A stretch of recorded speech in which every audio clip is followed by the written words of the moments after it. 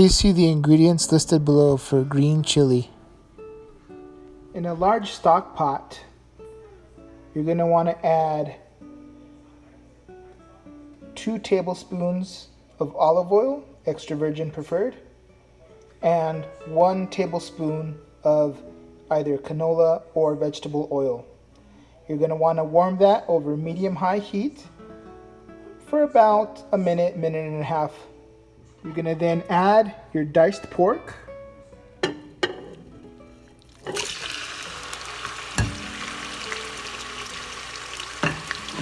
You hear that sizzle, you know that that's perfect temperature. You're going to stir around your pork.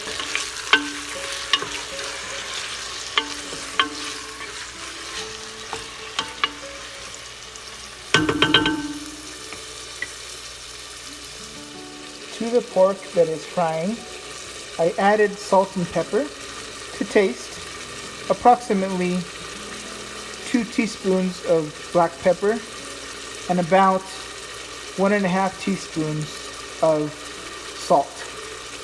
Then we're going to add garlic powder, about 2 teaspoons. We're going to stir that in. The diced pork meat that's frying up in that oil.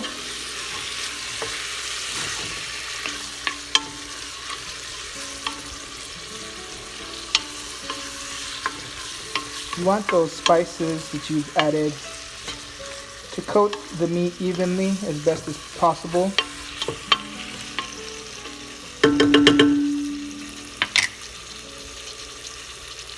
And we're going to cook up that diced pork meat for approximately 5 to 8 minutes until you see the diced pork meat get nice and browned and even all over. Throughout the process that it's frying up, you'll want to stir it occasionally so that it browns evenly, about every couple minutes or so.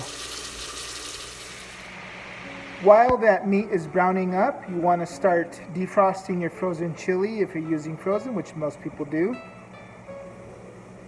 And I defrost each tub of chili for about 2 to 3 minutes. Here we see 1 tub being defrosted in the microwave. Here we've got our 3 tubs of chili ready to go. I forgot to mention earlier that you want 3 parts here in this, and your chili recipe, the one that I use 2 parts or 2 tubs hot and 1 mild. You can adjust that mild-hot ratio accordingly to your preferred spice level and heat level that you're looking to achieve. You can add all 3 parts hot if you like it extra hot. You can add all 3 mild, or you can do 2 parts mild, 1 part hot. The mix that I like is 2 parts hot, 1 part mild. Here's the diced meat, nice and browned up, ready to add our flour and bouillon at this point. We have been stirring this up every minute to 2 minutes during the cooking process. Total, it's about 10 minutes cooking time to get to this point in the browning. We're going to add our flour, about 1 cup. And we're going to stir that in so it coats evenly and cooks evenly.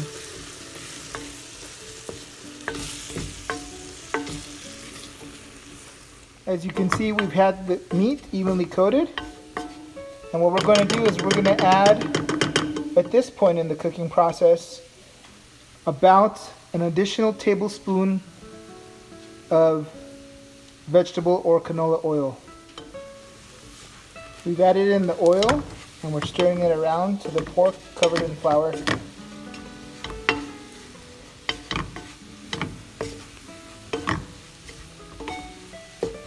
We're going to stir that around and let it brown additionally with that flour, the pork covered in flour, for about 3 to 4 minutes. We're going to stir that every minute or so. You want it to be somewhat like wet sand in there, the flour and the pork. So I went ahead and added another teaspoon of cooking oil during this process. Mixed it around again every minute or so for about 4 to 5 minutes. Now added the bouillon to the mixture of pork and flour that's browned a bit after 4 minutes of browning. You want to stir the bouillon and mix it in. Again, you can use powder or base. I like the base.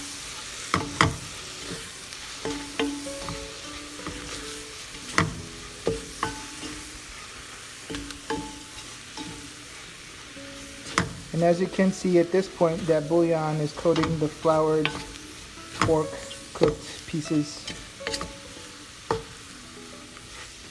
It's getting thick, so you have to mix it around vigorously. After letting the bouillon or base mix in with that fried floured pork, you're going to go ahead and add your powders, chilies. So there you go. That's your red chili powder. That's mild, medium. We're going to add about 2 tablespoons mild, 2 tablespoons medium, and I threw in there an optional about 1.5 teaspoons of medium green powder. I'm going to mix that in to the pork pieces that have been frying with that bouillon for about a minute. Again, you're going to mix it around so that it's covering all the pork. It smells fantastic.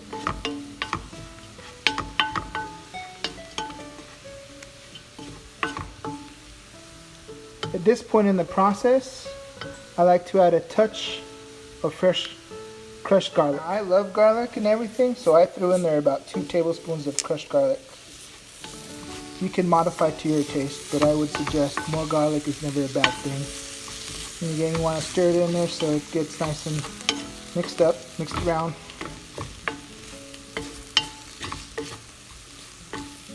At this point, you're ready to add your can of diced tomatoes.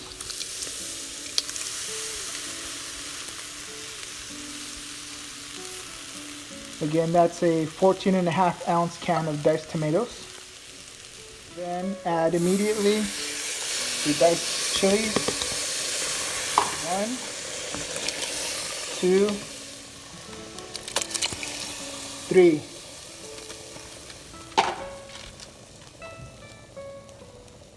And then you mix that in. Mix in your diced chilies, your tomatoes.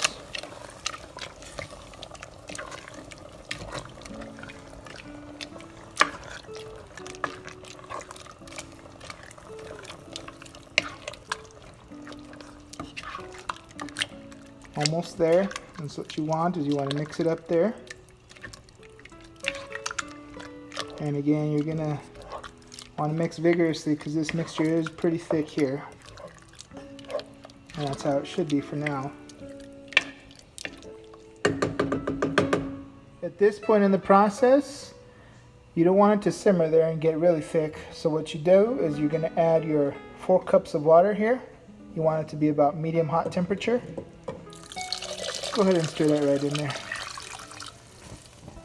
We're going to need about 2 more cups, so a total of 6 cups of liquid. So bring a total of 6 cups of liquid. Now you mix that in. Give that a stir. Again, all this time, throughout this process, that heat's been on high. Not full blast high, but almost there. You're going to be just above medium high throughout that whole cooking process. You stir that up.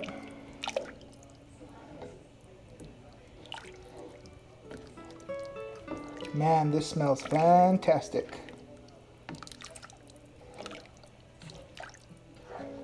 You want to make sure to get that spoon in there to mix up the bottom of the pan. You don't want any of that to just stay there and get sticky and burnt. Alright. Once that's nice mixed up right there, you've been mixing it up for about a minute or so. Just let that simmer.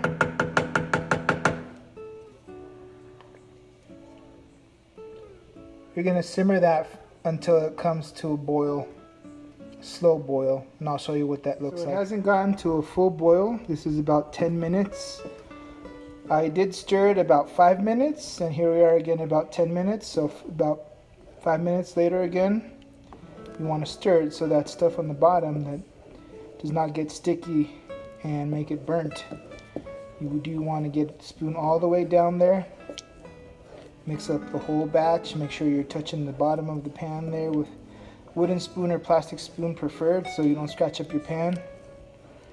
And again, you want to mix that up about every 5 minutes. We're at 10 minutes at this point. It'll almost be coming to a boil or simmer here shortly. We are about 13 minutes in. We'll come to a simmer. You see those little bubbles coming up? At this point, we're going to turn it down, the heat, to about medium. We're going to give that another stir. Yep, it's thickening up nicely. That flour is doing its job. It's giving it nice thickness. At this point, you check it for consistency. And if it's got that medium thick gravy-like consistency, you've got it down perfect.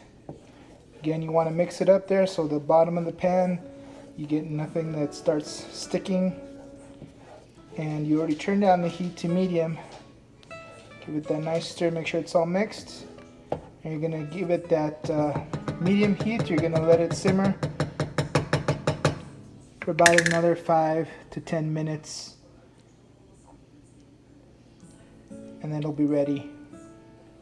Again, you do want to stir it about every 5 minutes, so you're going to want to stir it 1 to 2 times more, depending on when you think it's done. When I think it's done, which again, usually at that 5-minute mark, give it one more stir, let it simmer on medium for 5 more minutes, total 10 more minutes there, and I think we're done. Here we are after about 5 minutes. Yep, nice and thick. Again, you want to mix it up. Get down there and mix it up. Everything, including the bottom of the pan. Mix it up. Give it a nice stir.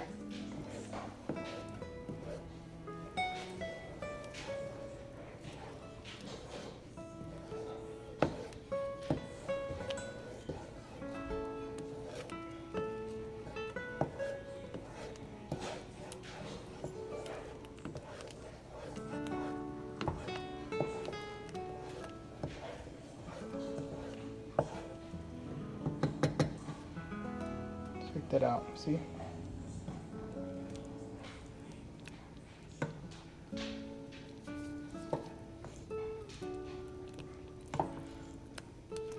can let that simmer for about 5 more minutes on medium.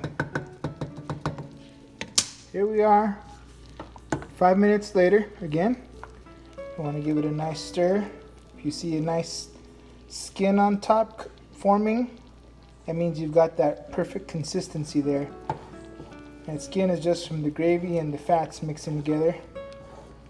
That flour and the fats and the oils and all that coming together lets you know it's perfect consistency. Here's that nice green chili consistency.